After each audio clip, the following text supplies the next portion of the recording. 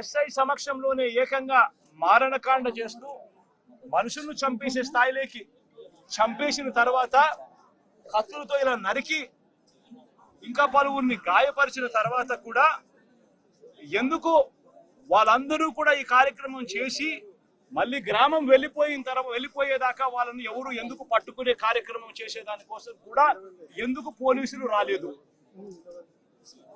నేను అడుగుతా ఉన్నా ఈ ప్రశ్నలన్నిటికీ. ఎవరు ప్రోద్బలం ఉంది? ఎవరు ఈ పోలీసులను ఆడిస్తా ఉన్నారు?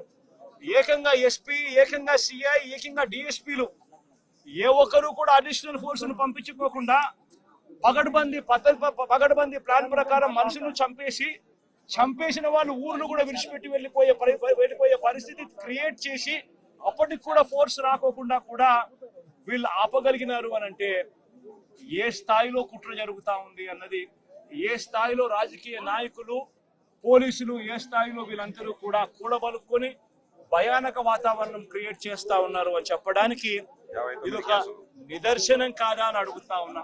నిజంగా లా అండ్ ఆర్డర్ ఉందా అని అడుగుతా ఉన్నా. ఈ రాష్ట్రంలో ఈ ఒక్క ఘటనే కాదు, ఈ రాష్ట్రంలో జరుగుతా ఉన్న ప్రతి ఘటన ఇదే మాదిరిగా ఉంది.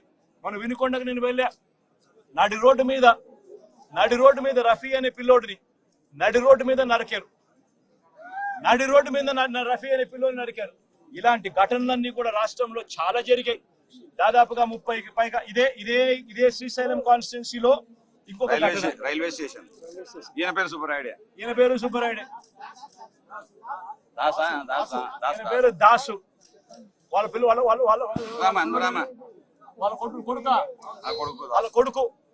కొడుకు నా దగ్గరికి వచ్చి, అన్న మా ఇదే కాన్స్టిట్యున్సీ అన్న నాది, మా నాన్న దాసు, మా నాన్నను కూడా జూన్ 26వ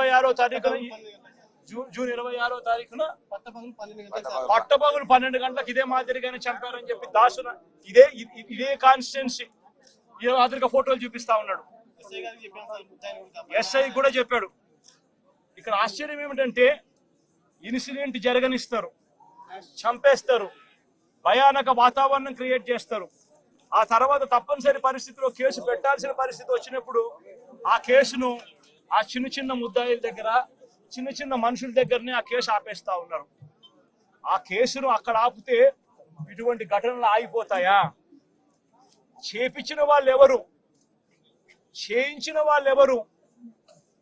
ఆ ఎమ్మెల్యేల పేర్లు ఎందుకు రావడం లేదు కేసుల్లోకి?